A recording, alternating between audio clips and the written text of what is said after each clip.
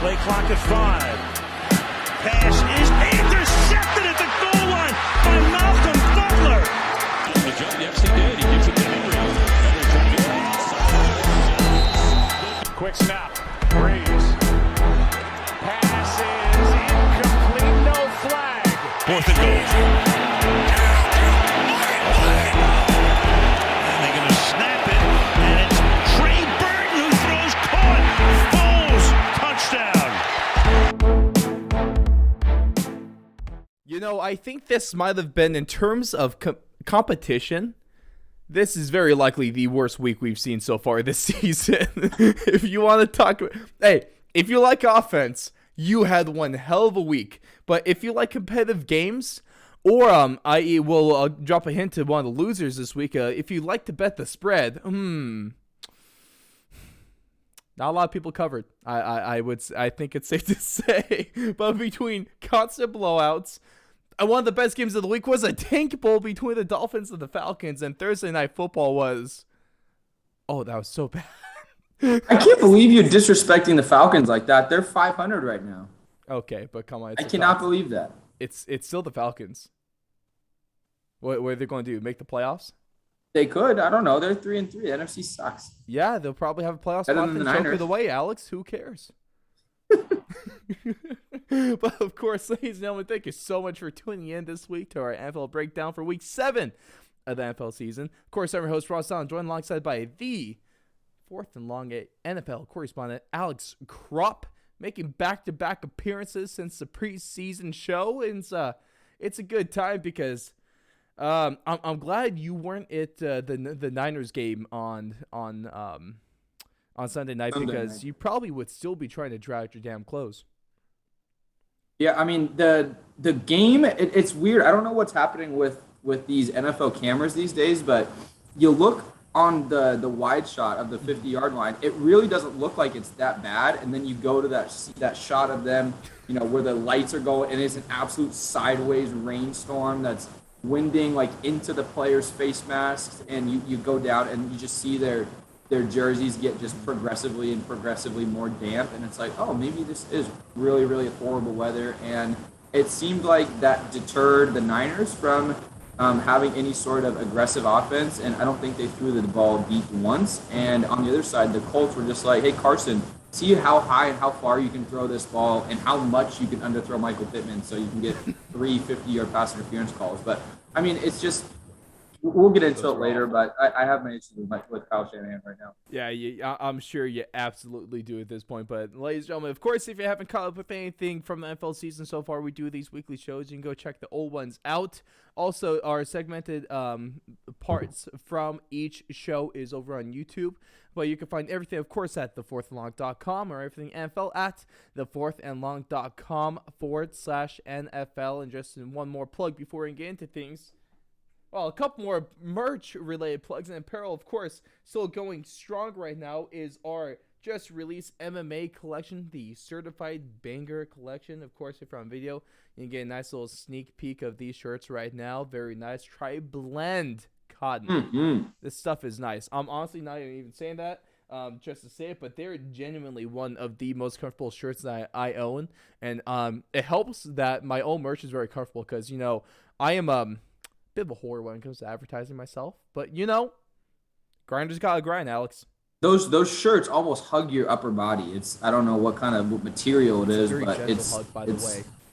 Very, very gentle hug. Now, of course, starting on Monday, we'll be starting pre-sales.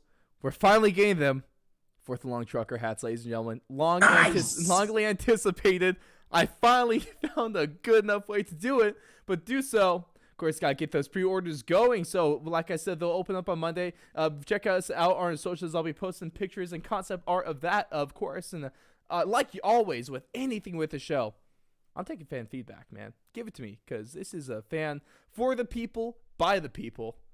And I want to give you guys what you want, okay? So go ahead, check us out. Socials, Twitter, @4thlongradio, Instagram, @4thlongradio. But Alex, I have dallied on enough here. It's time to stop with the dallying and start with the dilling. I don't even know if that makes sense, but I'm just going to go with it. I'm picking up what you're putting down. Oh, okay. As long as you are, then I think we're good. But let's start off here with our winners from this week. And I think the number one guy, gotta start off with him. It has to be Brown's third string running back now, maybe even second. They might even be able to get rid of Kareem Hunt now. Ernest Johnson, because if you want to talk about opportunities, making the most of them, that's exactly what Johnson did on Thursday Night Football. He got the ball 22 times on the ground. He rushed for about 150 yards and a touchdown against a decent Denver Broncos defense. But it didn't look great. Whether the offensive line was open up massive gaps that you could drive a freaking semi-truck through, or is Johnson hurdling defenders, shaking them out of their shoes, making them look silly. That's exactly what he's done. He's gone from knocking on doors, from sending emails, making calls to leagues like the AAF, to becoming 22 carries for 150. That's nuts. That's insane. And the guy On a Vic Fangio-led defense. Right. If you really want to talk about, he shouldn't even be in this position in the first place. Two guys go down, and he had to scrape and claw his way into even get on the NFL roster. So he has to be my winner. Has to be. Yeah, and I totally agree. And it's one of those things where, and I've always kind of thought about this at the running back position. You know, there's a couple guys that really make a difference. Your Derrick Henrys, your Nick Chubbs, your Alvin Kamara's, those kind of guys that are game-breaking type McCaffrey, those kind of guys. But when you have an offensive line like the Browns, and when you have a scheme like Kevin Stefanski's, you can kind of plug and play guys in here. And D'Ernest Johnson is not a scrub. He was a multi-thousand-yard rusher at USF not too long ago. And he's a big runner, big physical runner. And what's crazy about the Browns is you lose Nick Chubb, you lose Kareem Hunt, and you have two guys that are backing them up that almost fit those same exact roles in D'Ernest Johnson and Demetric Felton. Demetric Felton is a guy that's not as big as Kareem Hunt, not as great as a runner, but can do all those same angle routes, all those same split out wide and run the little quick underneath routes that Kareem Hunt does. So the Browns have definitely an embarrassment of riches in the backfield. And, you know, I think it's all about that offensive line and that scheme. It's just so efficient, and that offensive line creates holes. They never run the same play twice. And it is beautiful to watch if you love a good ground game. And if you want to talk about career games as well, let's talk about this other guy that had a career game. That's for damn sure. And so he's shaping up to be the best rookie quarterback of his draft class, and that is Patriots' Mac Jones, because it does help that it was against the Jets. Okay, so let's just put that out there. Caveat. But it was the Jets off a bye. Right. Hey, a Jets off a bye, so that's like only the second worst team in the league and not the worst, right? Maybe. They lost. Also, by the way, breaking news, the Jets did lose the bye week as well. Oh. Poor Rob Saleh, man. Tough. Oh, I really do feel for him. Shame. But, hey, maybe if anyone could get the Jets turned around, it's going to be him. But let's talk about Mac Jones, because in a effort where the Patriots absolutely blew the doors off the Jets offensively, especially a 54-13. 54-13. High score. It does not seem like an NFL score. Really. That's a college football game. That's a top 25 team against a unranked opponent. That's Alabama Vanderbilt right there. That's not good, is what that is. So Mac Jones, though, but he throws a little pretty solid 67% completion percentage, over 300 yards, a couple tutters, most importantly, stayed out of the interception category. Mac Jones, he's been slinging the football the past few weeks. His confidence is growing. And watch out, because if it wasn't for Jamar frickin' Chase, which, of course, we'll talk about later in the show, he would be Rookie of the Year favorite right now. 100%. And I think the biggest thing about Mac Jones is comparing him to the other five quarterbacks right now that have gotten runtime. I'm including Davis Mills in that category because it makes the argument sound a lot better when it's six instead of five of them. You could say that he's been playing better than Justin Fields, really. I mean, seriously. And probably not to Justin Fields' fault. But the thing with Mac Jones is he just looks like the game is not too fast for him, and that's how it looks for every other of those rookie starting quarterbacks. I don't know if that's coaching. I don't know if that's just his own poise. He kind of just has that demeanor where nothing seems to make him slow, speed up his process, or he never seems out of his own comfort zone. And even when he was taking massive shots against the Cowboys, he still was able to keep them in the game. And, even against the Bucs, taking big shots in bad weather, he was still, completing passes. And it's been impressive so far. And it's not amounted to, a 5-2 record or anything like that, but he just looks like he has a grasp of an NFL offense. And that's significantly more than you can say about anyone else besides maybe Trevor Lawrence in the last couple of games. But no, he's been playing incredible, and he's not doing it like the other guys with the ground game as well. He's just pure sit back there, dissect the defense, and put the ball where it needs to be. Really, his kind of receiver, like kind of pass progression has been really impressive, I think, the most. And then I think the biggest surprise thing is you don't really see this from Alabama quarterback. Those Alabama quarterbacks are bred to be solid backups, never starters. Right. Mac Jones is breaking the freaking mold here. Much to the chagrin of Tua over there in Miami, who's looking like he just might be replaced at this point. Who knows what happens before that trade deadline. But Mac Jones looking great right there. And last one, I got to say, kind of like what I talked about in the intro here, is last winter, it just got to be fans of offensive football, or Roger Goodell, if you just want to say it like that, because that little guy got his wish. 7 teams put up 30-plus points this week. Bunch of blowouts, a bunch of games where they were just about at 30 as well. And yeah, offense was good, defense wasn't good. And the only time defense was good is when both teams were bad. So, and here's the craziest part is you have offense being kind of the overarching theme of this weekend, and 2 of the most dangerous offenses in the NFL put up 17 and 3 points combined, and the Chiefs and the Ravens, and you still have this massive offensive output, which, I mean, here's the thing. When the New York Football Giants outscore the Chiefs by over 8 times in any given football Sunday, you have something just completely out of the ordinary. And it was one of the rare times where the Chiefs, as a 4.5-point favorite, did not score enough to cover the number if they shut out their opponent. And that, my friends, is atrocious. So the offenses this week, I think a couple that really stood out were the Colts to put up 30 points in that monsoon. I don't know why. I don't know how they did it. And, I mean, I think it's a little inflated by that last second touchdown to Michael Pittman there. But still, I mean, Bucks putting up 38, and you had obviously the Patriots with 54. And the Bengals, man, the Bengals are really freaking good. And we'll get to them later. But, yeah, these offenses, it seemed like earlier in the year people were still trying to dial in. And the defense seemed like they had the advantage there a little bit earlier on in the season. But the tides might be switching as more film gets out there and you start getting more quarterbacks more comfortable. Absolutely.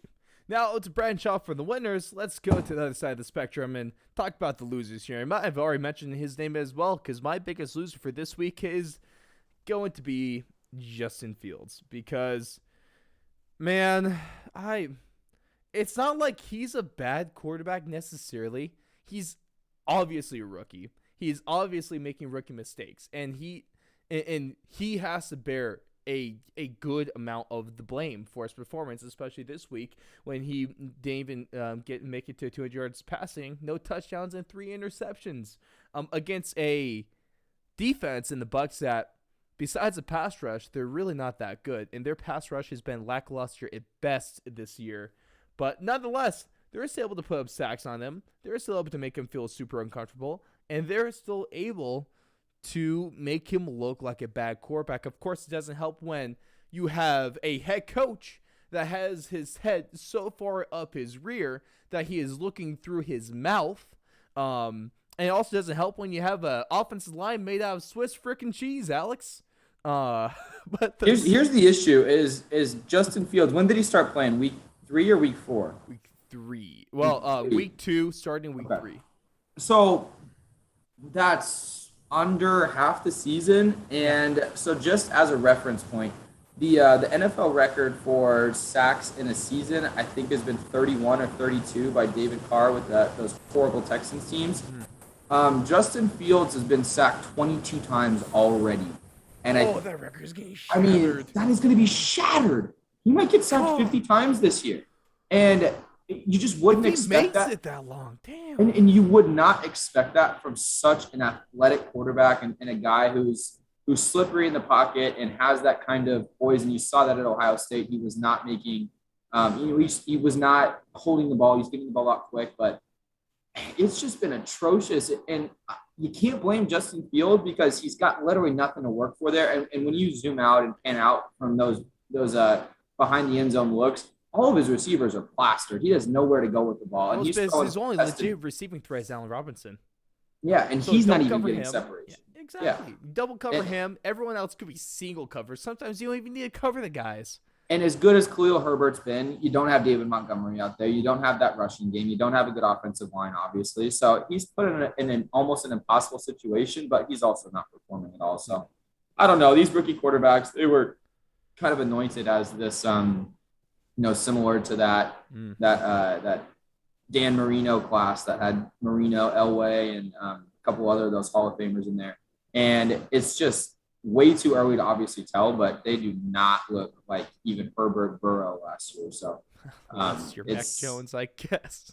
Oh, so yeah, that's their last hope on a good team. So that's tough. Straight up. Then a couple of other losers here. Of course, I got spread bettors, given that about almost half the slate of NFL games this week ended in blowouts, which is never good there. I don't really think Vegas puts up 17 point lines on there. How about 20-point lines? Not even that will do it for some of these games. The Cardinals game closed -20. And they still blew that. And it was 5-0 at one point, wasn't it? 5-0 at the end of the first quarter for the Texans. They was ripped off 31 straight like the Texans weren't even playing. Oh, poor Houston. You win one game. They're looking like last year's Jags. You win the first game, give it a little bit of hope for some reason, then you'll lose everything else. Oh, how it goes. Not great. Then, of course, another one. It has to be the fans. It's Sunday Night Football that got stuck sitting in chairs in the middle of a monsoon in Santa Clara. So just to give you kind of a peer into my Saturday, Sunday this week. As close as Santa Clara region. The Niners Stadium is about 10 minutes from where I reside. And so Saturday, I was lucky enough to go down for the UCLA-Oregon game. And as a UCLA alum, I got my heart ripped out for me on the last drive of the game there. But sunny as can be down there Saturday. I fly up Sunday morning to back to the old Northern California stomping grounds. And I get there, and apparently there's what the news was calling a river in the sky that was coming across Northern California there. So they said it was, in a 24-hour period, it was the most rainfall in 145 years. So that's what was happening on Sunday Night Football. Correct me if I'm wrong, Alex, but 145 years is a good bit of time, correct? Yeah, it's longer than I've been alive. I don't know about you, but I think it's longer than I've been alive. I think. Yeah, I think we can. I think we can use a couple multiplication properties there too, and still go under the number there. But yeah, I mean, it was pretty crazy that they were subject to that kind of weather. And I mean, for the Colts to put up 30 points is nuts for that game. But it was a sloppy start while it was still kind of. I mean, the start of the game was not raining as heavily as it was towards the end of the first half and beginning of the second half there. But I mean, that just looked so miserable out there. And even you had the Kyle Shanahan at halftime. What are the halftime adjustments you're going to make, coach? And all he says was get dry and stay dry. It's like, that's all they're worried about. So, and then you got to be a fan seeing your little game store poncho that's a couple like millimeters thick, just there in the rain. Feeling nice and good. That or a trash bag. Also, don't even account the fact that Niner tickets are expensive.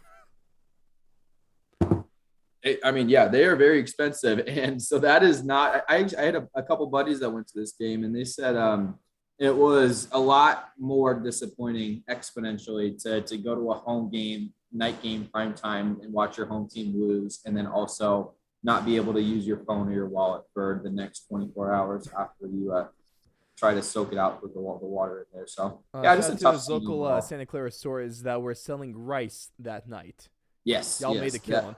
Yes, the Asian markets had a killing that night.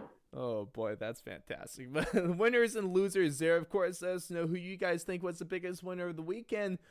Who was the biggest loser of the week? Was it Justin Fields, and was it Dearness Johnson, or do you think there's some other names that should be nominated there? Of course, please let us know, whether it be on our socials, on YouTube, in the comments, or of course leave a 5-star review over on Apple Podcasts. Next thing we're going to get to is a little bit of buy and sell. One of the best parts about the show, one of the funnest parts, because of course what we're going to give you is a few statements where, are they overreactions? Are they not? Are you going to buy it, or are you going to sell it? And Alex, we're starting off with a very, very hot commodity right now. And the first statement I'm going to give you and everyone at home listening, or wherever you're listening: the Chiefs are not making the playoffs this season. Buy or sell it? Tough, man. This is really tough. Here's the problem. I'm going to have to sell it because you still have the best quarterback in the game, but it's not going to be easy here. Their next, I know this is bad podcasting here, but can we just run through the Chiefs' next 6 games? It is not easy. So Absolutely. Next, obviously the Giants are fine. Let's write that one off. But next game, you have home against the Packers, at the Raiders, home against the Cowboys, home against the Broncos division game, home against the Raiders. That's 5 straight either division matchups or on the road or at home against a top team in the NFC. So if they can come out of this next 6-game stretch 4-2 at minimum, they have a chance. But if they go 3-3 in this stretch and are still under 500 headed towards the back half of their season, they are going to be in some serious trouble. And it's really not like they have any sort of relief after that. They still have to play the Steelers. They still have to play the Bengals. They still have to play the Chargers again. It's not going to get easy for this Chiefs team, and they're a mess right now. So it's these next 6 weeks are really going to tell you how they're really made and what kind of grasp Andy Reid has in the locker room, because he's really never had this kind of adversity since he's been in Kansas City, and it's going to be interesting to see how this team responds. At the least not since the Alex Smith days of the seriously. Kansas City Chiefs. This is unprecedented times in the Patrick Mahomes era, and there's a couple of problems here. Is because of course you can there is a take where it would be safe to say, oh, you're spending $500 million on the quarterback. Obviously, that's going to take some money away from your defense. But no, actually, you would be surprisingly wrong, because that's one of the most expensive defenses in the league. And they're absolutely abysmal. It's one of the best offenses in the league. Absolutely abysmal. All they did this offseason was try to bolster the offensive line. But this is offensive line that can't stop 4 rushers on any down. So what you're saying, this is literally best case scenario for opposing defenses, because you can rush 4, you can get pressure on Mahomes, and you can still have 7 guys dropping back with a couple safeties over the top. Here's the problem with the Chiefs right now, and it's a glaring mistake, and it's not as simple as you need to run the ball, establish the run. That's not how simple it is. The issue is, when the Chiefs were at the prime of their power, you did not have defenses running a 4-high shell and just essentially condensing the field on everyone. You had Kelsey running in the middle, short routes. You still had a running threat. You had Damian Williams. Clyde Edwards-Helaire is not that guy, and he's never been that guy. I think he was a horrible fit for this offense. They don't need him as a primary back. That's a great changeup on 3rd down. But you need to threaten the middle inside of a defense, because the moment you have a defense that does not fear the running game in the middle, you start to get them on their heels. And when they're on the heels, you don't have Tyreek Hill running for 80 yards down the field. You don't have these massive crossers because they're not running wide open, because the defense is sagging behind and just keeping everything in front of them. And what that's creating is Patrick Mahomes is like, I can't get 24 points in one of these plays. And so he's now forcing so many throws. And if you can see him, he's doing the same thing he did the last 2-3 years. He's doing the run around the pocket, trying to find someone cutting across and trying to find someone either coming straight at him where he can make a crazy throw, or going straight deep and make a throw. But the problem is these guys are just not getting separation, but he's still trying to make those throws because he feels like he's got to do it all. And it's just compounding the problem, and it is not looking good right now in the Kansas City. Yeah, that's the thing. Every single one, or maybe not every single, but a good majority of those plays where, the ones where ESPN just just all over themselves when they finally see this. They go, "Oh, we get to post Patrick Mahomes on Twitter." Of course, that's my little beef with them, because I swear he'll pick his nose. If he gets a big enough booger, I feel like they'll put down on the ESPN Twitter there. But But here's the thing though, is as many people that say the Patrick Mahomes contract is ludicrous and all that stuff, stop. Every single team in the NFL, besides maybe the Bills and maybe the Chargers and maybe the Ravens, would sign up for trading or for having that contract. I guarantee you that. He is a game changer, and he is the quarterback that can turn this around. He's the only quarterback that could really turn around this offense right now, maybe besides Tom Brady, just because he knows football.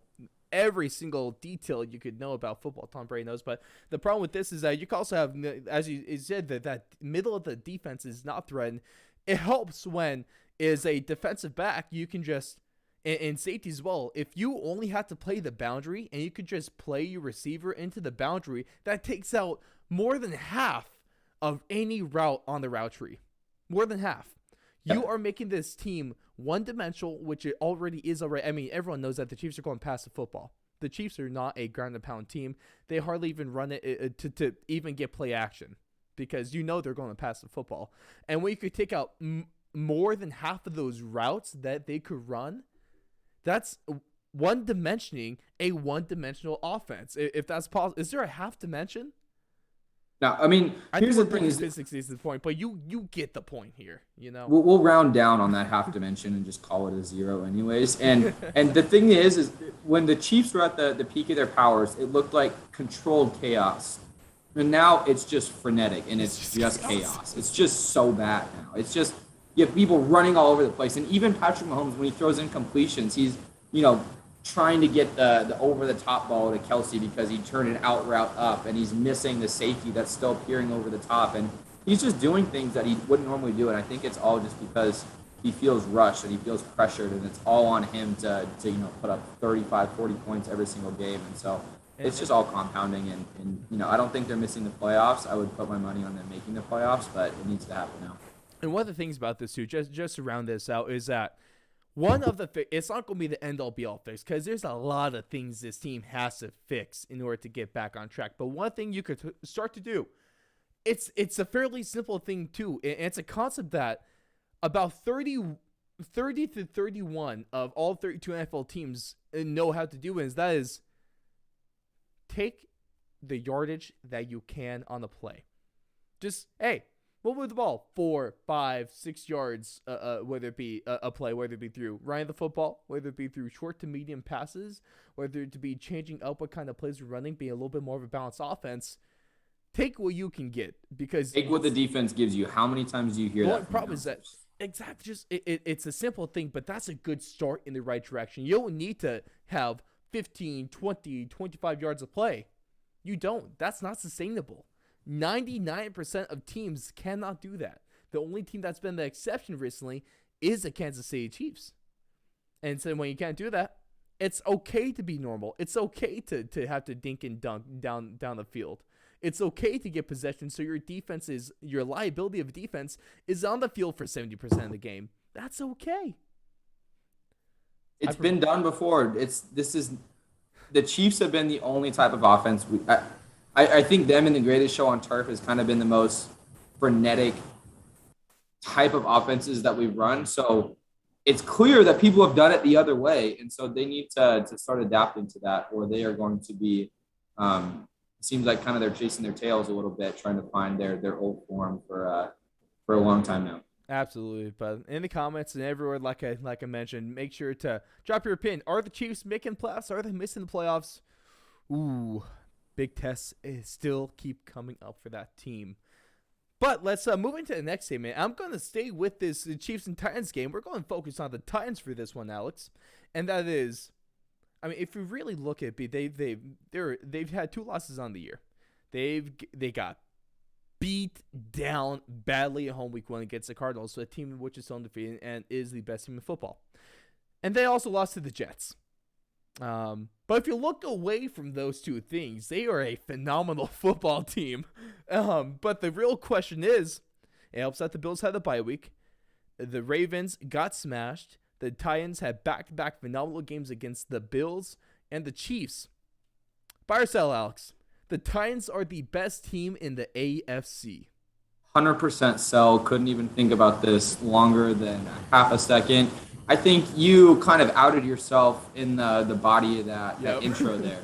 The Titans lost to the Jets. You can't be a good team if you lose to the Jets, can you? Jets, who just got put 54 on them. By the Patriots. By Mac Jones and a team with no tight ends. Here's the problem. Here's the problem with the Titans. I get it.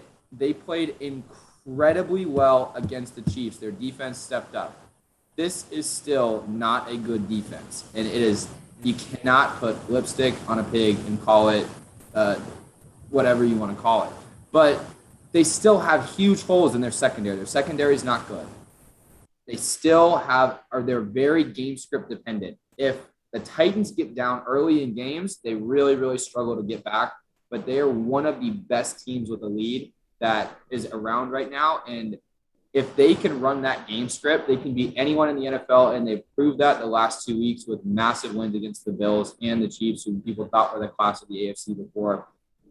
Everything's kind of shaken out these last couple of weeks, but they are definitely not the best team in the AFC. I think they're in the top tier, but I struggle to even definitively say that they're the best team in their own division. So they are definitely not the best team in the AFC, but good try on them. I think they're a really good team. They're definitely, like you said, they're in the upper echelon of this conference, and if they could kind of just secure down that defense, they could be a whole lot better. The only problem is, it's not necessarily a bad thing to be dependent on Derrick Henry, considering he's, at least in my opinion, you could check out our show last week if you want to get the real full take on this one, but he's the greatest running back of all time.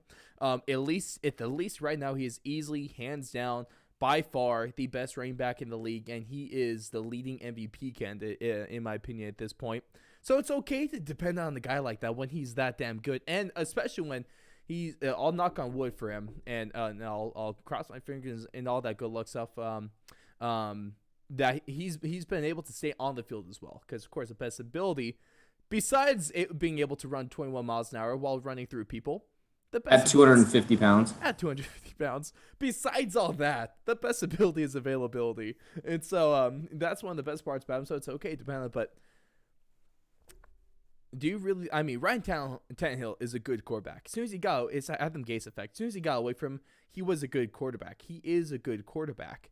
It helps when you have A.J. Brown and Julio Jones on either side of the football. That's a good thing. But would that offense really be that good without Derrick Henry?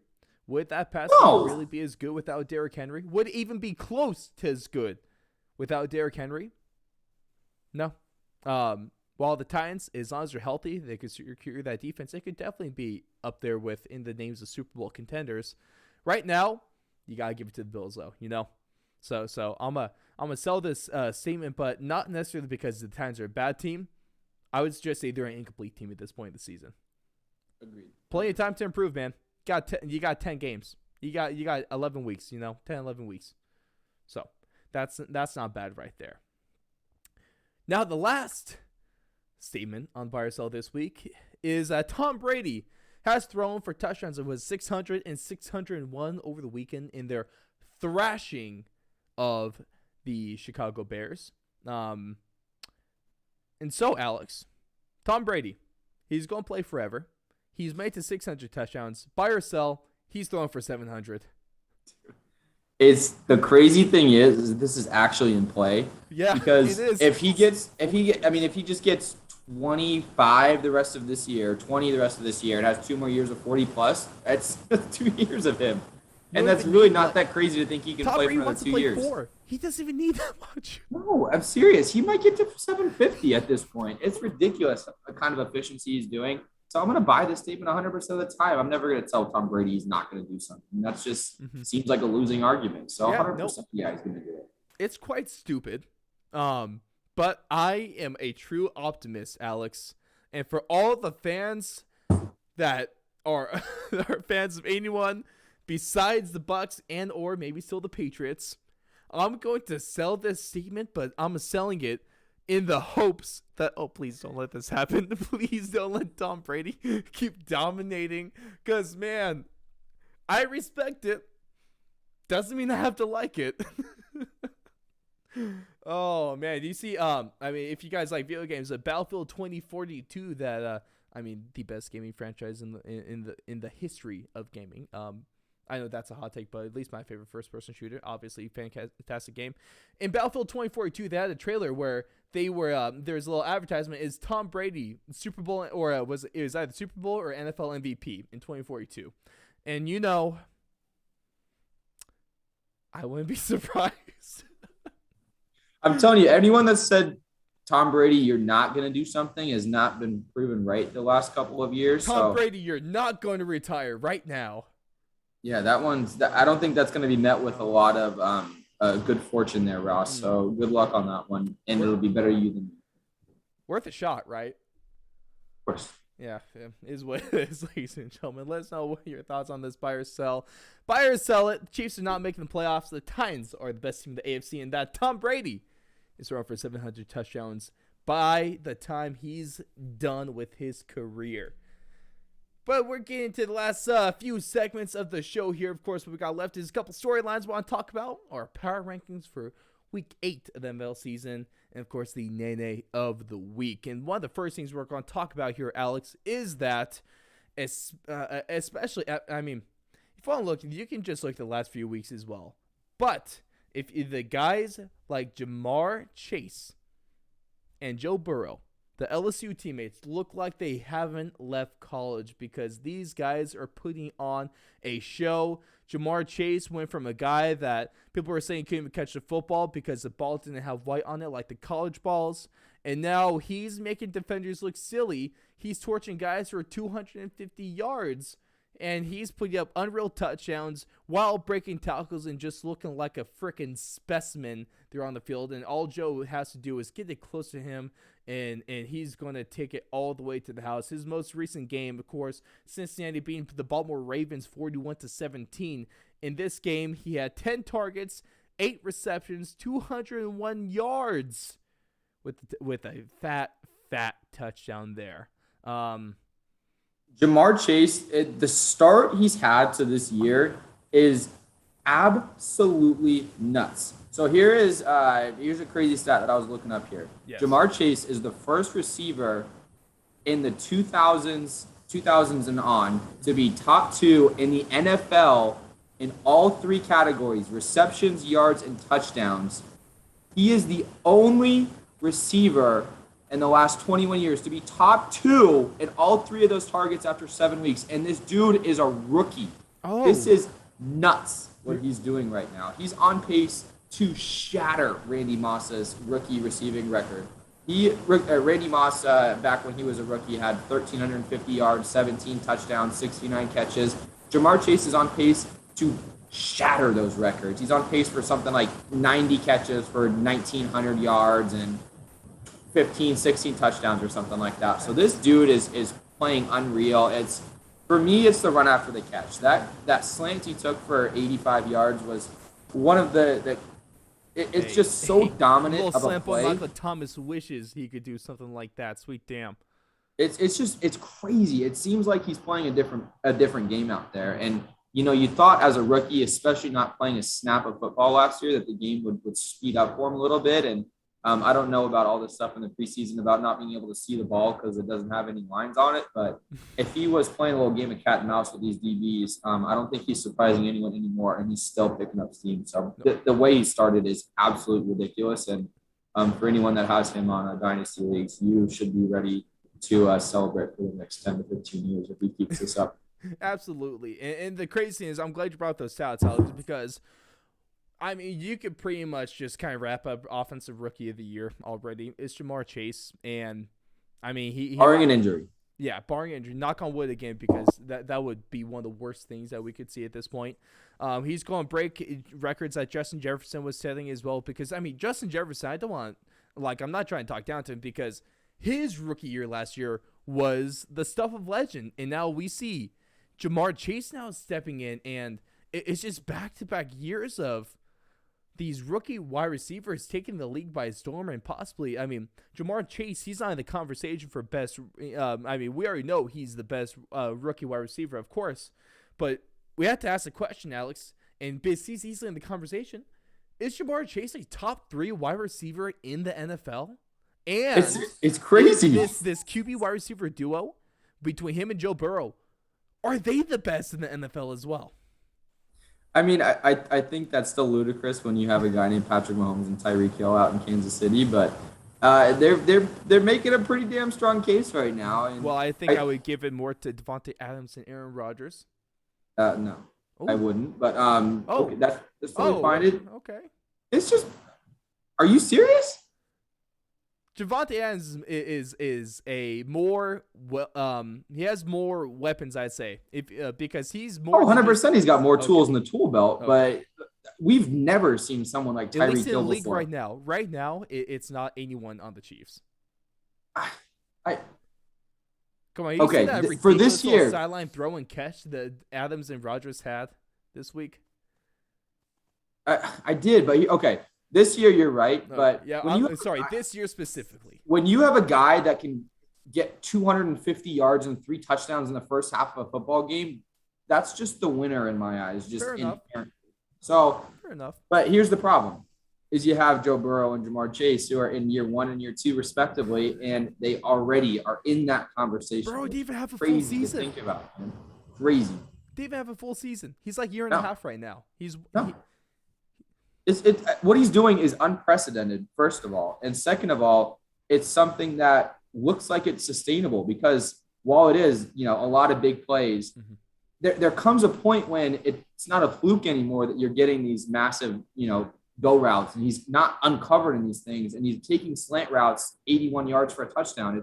This stuff is sustainable. This is what Jamar Chase does, and Joe Burrow is going to continue to look for him. They already have that chemistry clearly. So, and it's not like it's a few big plays a game. It's 10 targets. It's like 10 to 12 targets. 8 to 10 receptions. That's in the second half. In the second half on Sunday, he had 4 catches for 147 yards in the second half. That's ridiculous. On the Ravens, on Marlon Humphrey, who's one of the best cover corners in the NFL. Marlon Humphrey gave him 200 yards on one guy. He gave up. This was the worst game in Marlon Humphrey's life, and I will put a lot of money that is true. If one of the listeners can come out and find a day where Marlon Humphrey had a worse day covering the guy he was across from for 60 minutes, I will eat crow on that. Fair enough. And I will say, to pretty much answer the question, though, Jamar Chase is a top 3 wide receiver. And this quarterback wide receiver duo is also top 3 as well this year. And given everything right now, I'd only put them behind Adams and Rodgers. It goes Adams and Rodgers, and then Burrow and Chase right now. That leaves the podcast. Come on, right now. How can you put Patrick Mahomes as a generational quarterback? Never put him below Joe Burrow. I don't care about. It's ridiculous. Yeah, I That's know. ridiculous. It is ridiculous. You can't talk about an overreaction. The Chiefs before 2 weeks ago had the number 1 offense in the NFL. They had 2 bad weeks, and you're already saying Joe Burrow and Jamar Chase are better comp. That's ridiculous. Yeah, I know. But I'd even take Patrick Mahomes and Travis Kelce over them. Now, wouldn't that be a good one? Who would you rather have right now? Oh man. Well, it depends. This would be a fun conversation to have last year. They're so different with last year's Chiefs. I think Patrick Mahomes. I think when you have a Patrick Mahomes, rank him top 3, Alex. Rank him right now. The quarterback wide receiver duos.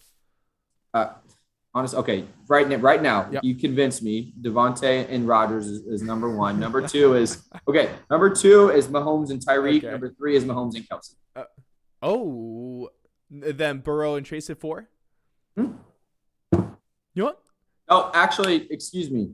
Burrow and Chase are number 5. Number 4, Dak and CD. Okay. Yeah, that's the problem with bye weeks. It's so easy to forget about teams in the span of a week.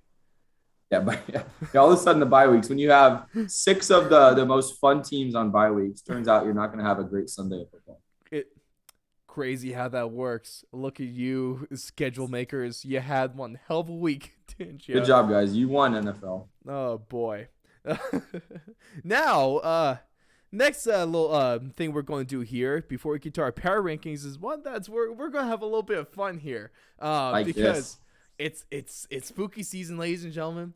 It's almost Halloween, and Halloween football. Oh, Nothing better. I love it. Those Fox and CBS graphics on Halloween are going, and NBC too. They're gonna have a field day. Field day. Just hey guys, if you want to die from alcohol poisoning, do a shot for every soundbite of bat noises.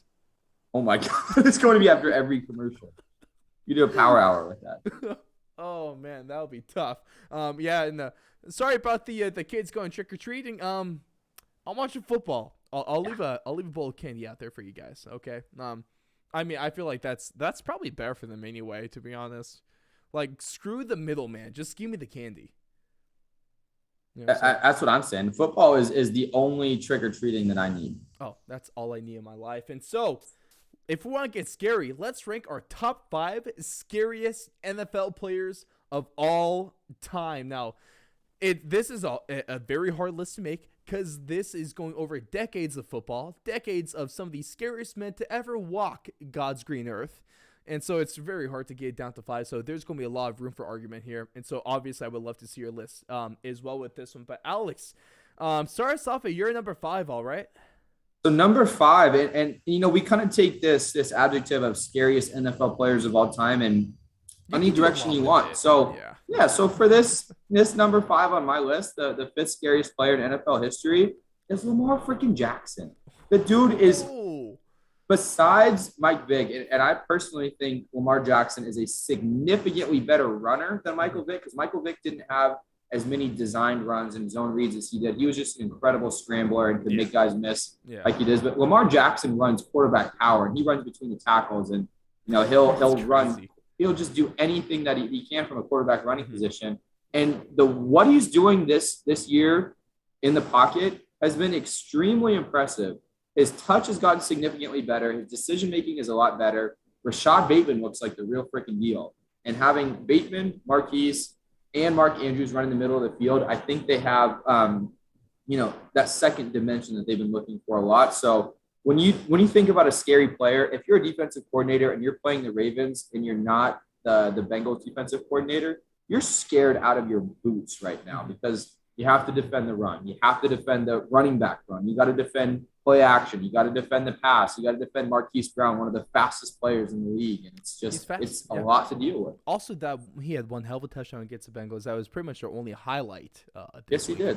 And for me, it's also going to be a Ravens player. And talk about a guy that murdered fools on the field, maybe a little bit off the field as well, unconfirmed allegedly. That was a low blow. Oh, just wait. Ray didn't need that. Just wait. I got a few more of these, Alex. Ray frickin' Lewis has to be one of the scariest players of all time because he would take people's heads off. And honestly, I would be shaking just by seeing how intense he was in his pregame dance. Come on, you think with dance moves like that doesn't really... If anyone else did that, it would not be intimidating. If Ray Lewis could spin around in circles and dance like a ballerina, and I would be shaken in my cleats. He basically had the modern solo version of the haka before the haka was a thing. Straight up. I mean, Ray Lewis, bad man. Don't cross him. For me, number 4, if we get into that, you mentioned with Lamar Jackson, I'm going to say Michael Vick, because Michael Vick was a terrifying force to be on the field because his scrambling ability is pretty much unmatched. Like you mentioned, there's a difference. Lamar Jackson could be the better runner. Mike Vick is going to be the better scrambler. Michael Vick is also, it probably gets overlooked, partially just because of how good of a runner he was, but he had that arm. That guy, he had a cannon. He could launch the ball. I mean, when he had that second iteration, I mean, he was launching the ball instead of Deshaun Jackson and Jeremy Maclin on massive go routes. Crazy stuff there. And I mean, if we're talking about a guy that can stop anything if you want. Maybe have Halloween, find a Halloween monster. Watch out, werewolves, because Mike Vick is coming for you with that silver bullet, and he doesn't even necessarily need one. And he just that's the low hanging fruit there. We had to get that one. Of course. Oh, it's necessary. And number 4 on my list is I think this guy's kind of an easy choice because he's even got the name that just eludes the you should be scared of me. And that's, of course, Mean Joe Green. And for our younger listeners out there that don't remember Mean Joe Green, I'm sure you at least heard the name. But let me just give you some perspective. So this was a guy that was 6'4", 290 pounds, athletic as all get out. And from almost every single player in that generation, the strongest player in the NFL. And he did not get his nickname from being nice to offensive linemen or running backs or quarterbacks. He was nasty. This dude would, if you had the passing or roughing the passer rules back in the 60s and 70s when Mean Joe Green was playing, he would probably, in his 143 sacks or his 77 sacks, 75 of those might have been roughing the passer for, too violent of a takedown or landing with your body weight. So Mean Joe Green at nose tackle, it was just never a fun day for any opposing offensive line or the quarterback there. So Mean Joe Green, I would not want to see him at any situation that was not protected. So I'll give you Mean one Joe situation. As a kid in the locker room after a game, so you can get a free jersey for a Coke. I think that's a pretty good deal. Yeah, I think that's a great deal. Yeah. Classic family days. Not bad there. But Alex, roll into our number 3 as well. I think we can we see this number 3 for a guy is he's a force, and I'll just give it a little spoiler. He's my number 1 actually. If we're just going around, we have similar stuff here. But I'm just going to break Alex. It's Lawrence freaking Taylor because this guy. Since he's your number 1, you take this one. Okay, since he's my number 1, I'll take this guy. A guy that allegedly. Did a little of that little white stuff before a game, the performance enhancer that isn't necessarily performance enhancing. A guy that confirmed would do a shot of Hennessy before running onto the field. A guy that has no fear. If you got a guy like, hey man, yeah, he does a shot before he comes onto the field to get ready. I'm like, oh, I already don't want to block him. And you have him turning all pro tackles into nothing but little bags, like little foam blocking pads that you kind of just push over at practice. A guy that would, there's not a good enough word for what he did to opposing quarterbacks. There's not a good word. It's terrorized. More. Just obliterated, demolished, executed just on an occasion. Messed them up. He just freaking messed them up, man. That's Lawrence freaking Taylor right there. And I think especially scary for any player that likes their tibia and their fibula. So that is also one of the situations where Lawrence Taylor would not be the guy you'd want to line up next to. Essentially, if you want to be healthy, don't steer clear of Lawrence Taylor. LT is not going to be good for you. No. For me, and yeah.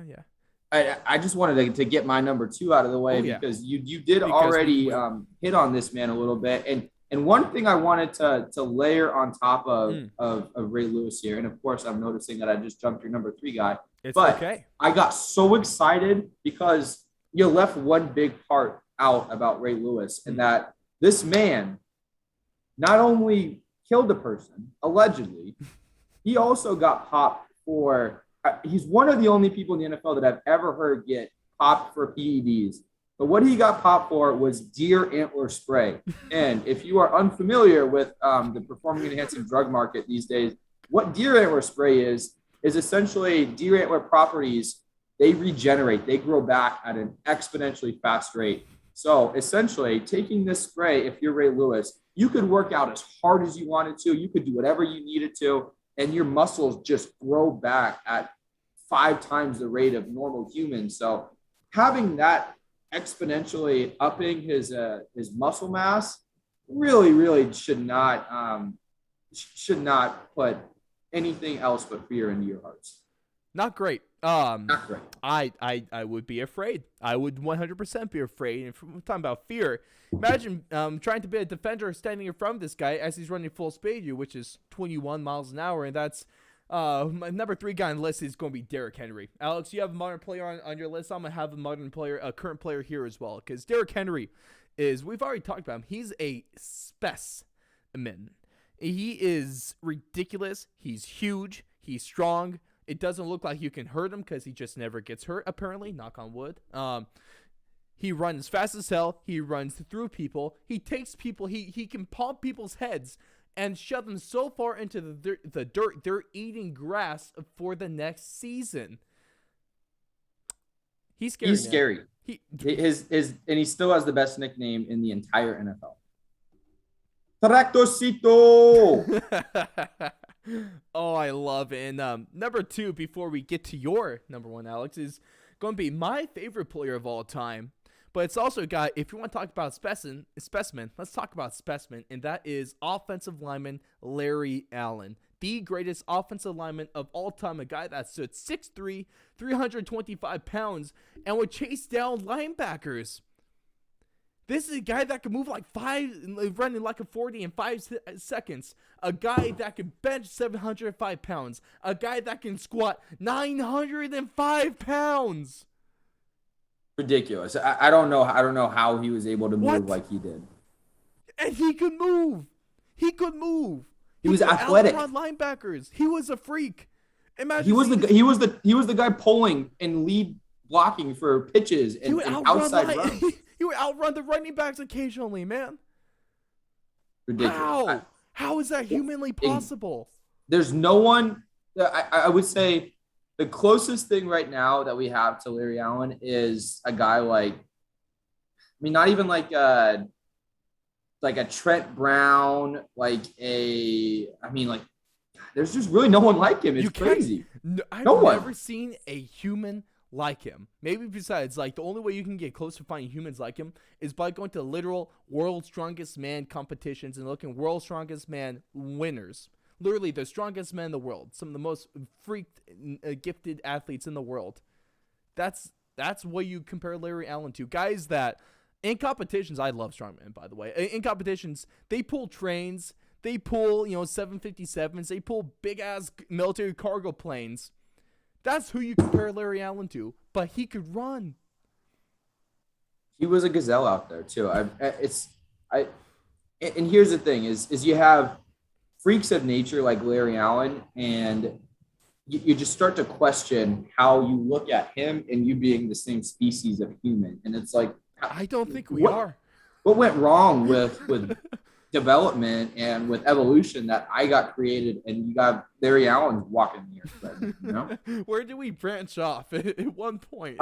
It's tough, man. It's tough. And that brings me to a player that's near and dear to my heart, a player that I don't know how you left off your list in any capacity, but we'll digress on that one. It's a player that when he was met with a situation, his finger got mangled and got really, really badly tore up. And so he's got 2 options here. He's got surgery to fix the issue, and it's going to be a little bit of a recovery there. Or let's just chop that sucker off and we'll just play with 9 fingers. And of course, Ronnie Lott decides it'll be a great idea. Let's just chop that finger off. I can play with 4. I'm a DB. It's not like I can catch the ball anyways. And this is also a player that single-handedly changed the rules of the NFL so that you could not hit a player after 5 yards. And of course, I'm talking about Ronnie Lott. Ronnie Lott is a dog, and this man was not a guy you wanted to see in any part of a defensive field. If he was lined up against you, you're screwed. If he's lined up in a safety, you're screwed. If he's up in the box, you're screwed. And Ronnie Lott is just a terrorizing player. Yeah.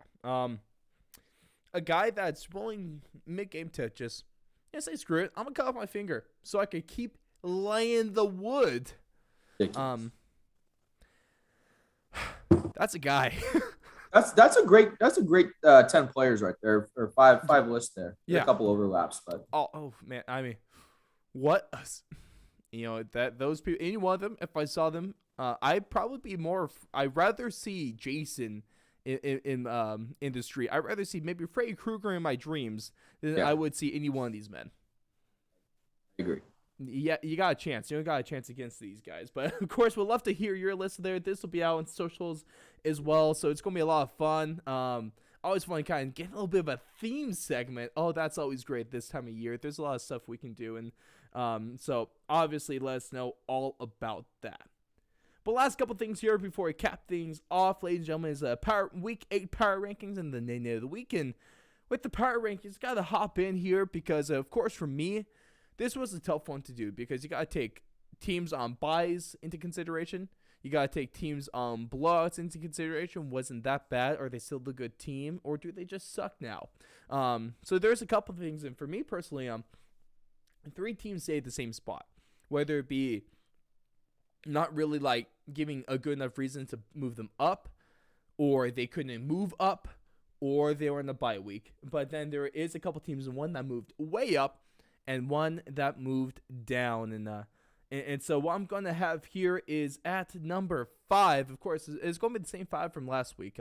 There's definitely, this one was hard, Alex. I think this might have been the hardest power ranking to do so far because I'm gonna interject real quick, Ross. Yep. You really screwed the pooch on this one. I think you really so. did. I really did. Don't feel good with this one. You shouldn't. I would personally, yeah. if I were you, I would not read out the rankings that you've written out on the agenda here. I would completely erase those. Maybe the number 1 team you can keep there, but the rest of them I would scrap. All right. So what I'm going to do, Alex, I am going to take your advice. Yes. For one of the few times in my life, I'm going to take your advice. I'm going to redo things here from the top of my head, and I'll probably get a better list than this. Okay. I like it. I would like. And let's just keep something for reference here. In the National Football Conference, which is the NFC as some people call it, you have 5 teams that have 1 or 0 losses. In your power rankings here, you have 2 of them on there. Just throwing that out there. Throwing that out there. Yes. We're going to make things right on air, Alex. Yes, live. I like it. Number 1 team. We're going to start. Yeah, it's going to be easier. We're going to start from 1 to 5. We'll go top down. Cardinals, hands down. I think that's the easy one, right? Easy. Number 2. Now here's a tough one. Number 2. Oh, I hate this. I hate this one so much. It's hard to pick a number 2. I'm going to give you a hint. Number 2 is not on your list right now. Yeah, I think number 2.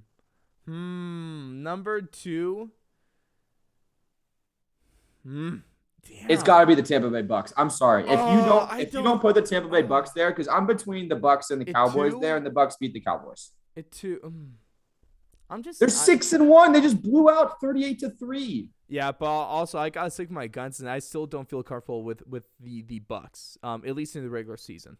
All right, this is your podcast. This is your world, man. We're living in it. Yeah, yes, you are. For number 2, let's have some fun, maybe. And I feel even. See, the thing is, can't do it off the bye week. So the Bucks are going to make the power rankings, but in number 2 right now, I am going to put the Los Angeles Rams. Go and put the Los Angeles Rams there in number 2. I feel like that's a decent enough spot for them. They're 6-1. They're second division, only to the Cardinals, which they had a very good game against, but still came. Well, all right, let me rephrase that. They had a decent game against. They had a game against them. Yeah. They did play a football game against the Cardinals. Yeah, so it makes sense that they're behind them. At number 3, I will put I'll keep them there. I'll keep the Bills number 3. Okay, I like that. Bye week, I can't really move. I still feel really good about them, even though that they didn't play this week. I'll keep them there. It's the way they're winning too. It seems like they're just in control of these games recently, and you can kind of throw Pittsburgh out the window. And that was a weird game against the Titans. Week 1 doesn't count. Straight up. But number 4, Alex. Dallas Cowboys. Yes. Dallas Cowboys. I'll put the Dallas Cowboys there at number 4. They move in here. I feel good about them. I feel is the only problem is they're one of the most elite offenses we've seen. Easily one of the most complete offenses. They might even have all around the best offense, at least top 3 offense in the league. Defense still really bothers me.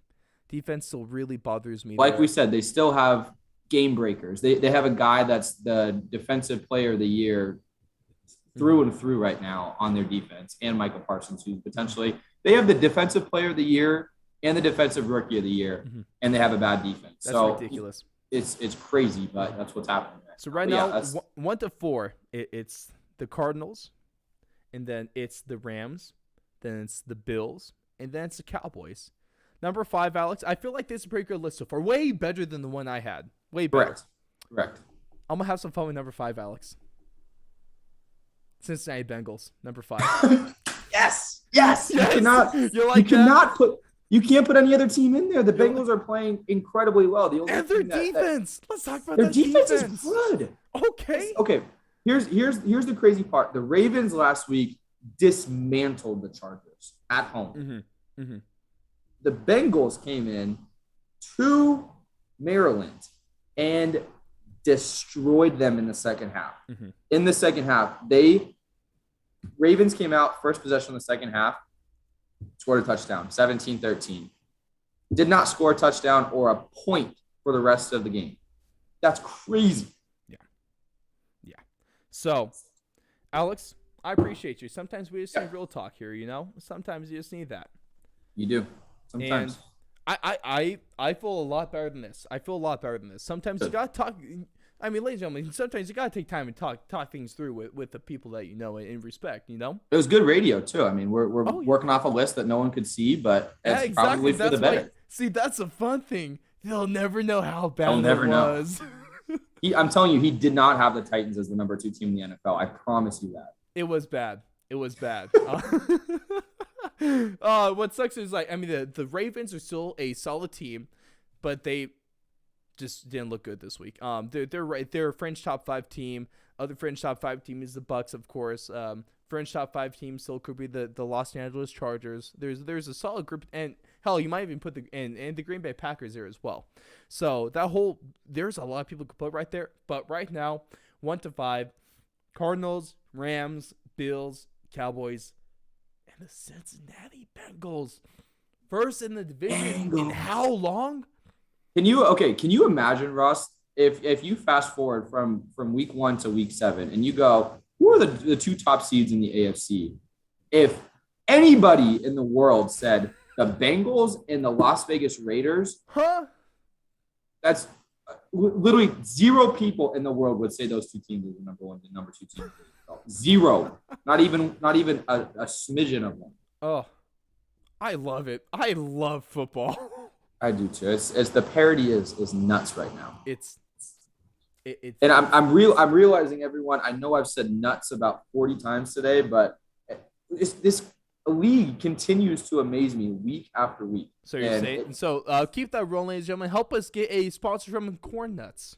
Yes. Also, a nuts counter could be a theoretical thing that one of our listeners, hey if they're guys, really dedicated. If you're 21 or over, yes. let me emphasize that. Take a shot every time Alex says nuts, or please, or don't, because I don't want to be responsible for a death. Don't do That's that. probably That's a good thought, move. actually. No. I'll keep a shot of water. He did not say a shot of anything. A shot of water. Let's Stay hydrated. Alex, I've said before in the past, at least some of our MMA shows, we could be a health.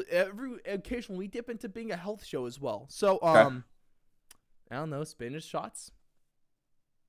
That could work too. I mean, protein green juice, protein celery shake juice. Shots. Yeah. Hey. Shots is a very broad term. You could do a lot of things with shots. Good and bad. As long as it's not heroin. Yeah, I think that could have gone not said, but I'm glad that you spelled that out for the listeners. Explicitly clear, Alex. Ross Allen, owner and host on the Fourth Long podcast, for the Fourth Long Sports Entertainment Network as well. Just the whole LLC. Do not condone the use of heroin. Thank you very much. I will be running for president when I'm old enough, and on that platform too, Alex. Like it. I'll be supporting. Ross Allen, don't do heroin. It's that simple. But everyone can get behind. Right? And if you don't, I mean, there's obviously something wrong with you if you don't vote for me. Because what? Do you like heroin? Yeah, you don't want to. You don't want to stand with heroin. That would be a mistake. Sound with Ross said. Also, I'll be present just so I can advertise Fourth and Long. That's legal. It's not the most illegal things to do, but we're not a politics show, ladies and gentlemen. We're a health show. Just remember that. But let's cap things off, ladies and gentlemen, and let's get into the nay of the weekend. I love this one. It has to be this one. It has to be this one, and you guys better know who I'm talking about. Let's talk about the guy that got mistakenly handed by Mike Evans Tom Brady's 600 TD ball.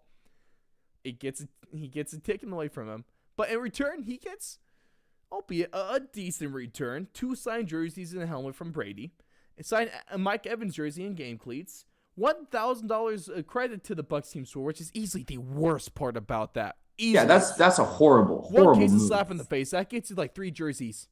And maybe like a little pin, a commemorative pin. I mean, like maybe he takes care of Christmas this year for all his Bucks fans in the family. But For yeah, all that's 2 of that's them. tough. Yes, Yeah, that's not great. And 2 season tickets for the rest of the season and next. So okay, that part is not bad. no, not bad. So this is Not good, bad there. but it could be better. First off, Oh yeah, at least $5,000 in team credit. Well, also I got thrown. Tom Brady did say with Peyton Manning on Monday Night Football, he did say that he also gave him a Bitcoin, which is about 60,000.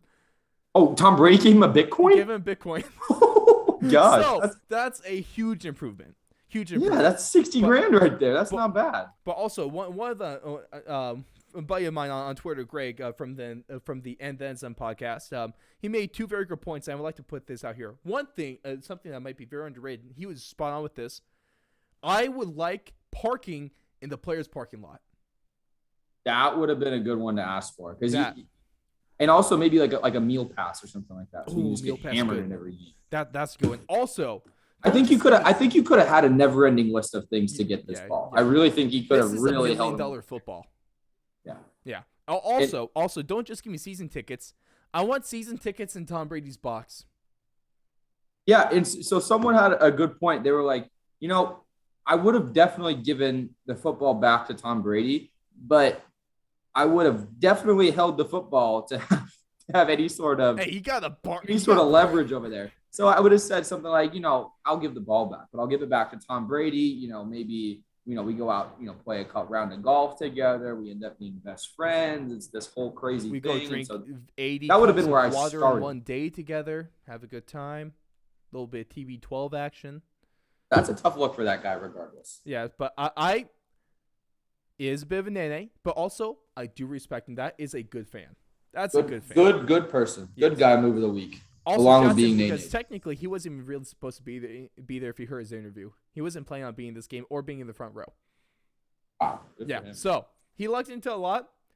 Definitely could have gone a lot more though. That's safe I would to say so. Safe to say, right?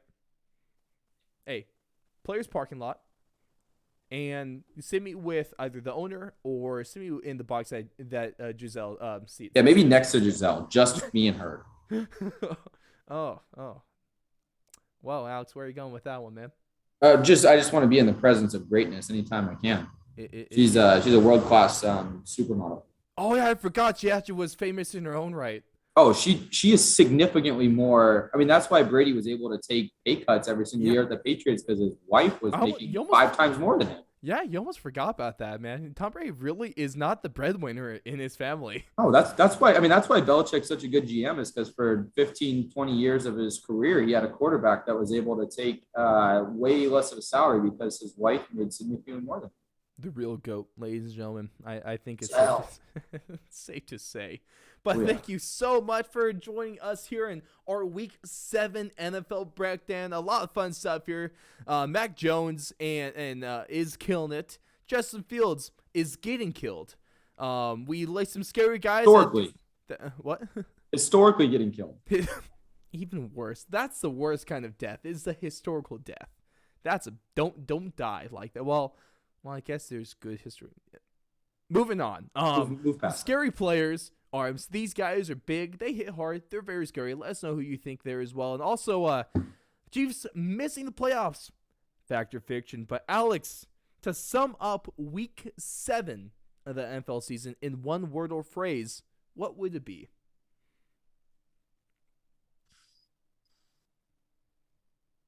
will Tom Brady throw for 1,000 touchdowns?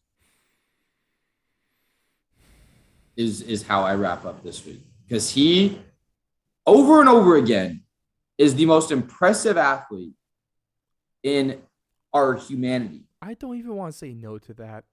All history. Is that bad, Alex? No. What is he doing? He's untouchable. What he does is unprecedented. We don't talk about Tom Brady enough. I wish we did though, because he's respectable. The guy's a pain. He could get 10 Super Bowls. 10 Super Bowls and 1,000 touchdowns. I'd cry. I think I'd cry. They might need to rename the league after him if that happens. The National Brady League. Yes. Yeah. Oh. It's got a good ring to it. You know, it really, unfortunately, isn't half bad. But before I cap things off, of course, I want to give a huge shout out and thank you to our Patreon supporters. Of course, if you want to keep supporting this great show and making great things possible, for just starting at $1 a month, you can go on. You can get exclusive benefits for being a part of this very exclusive group. You can go on over to patreon.com/fourth and long to get started today. $1, $5, and $10, or of course, any of you choosing, you're not really capped at 10, but not on top end of that.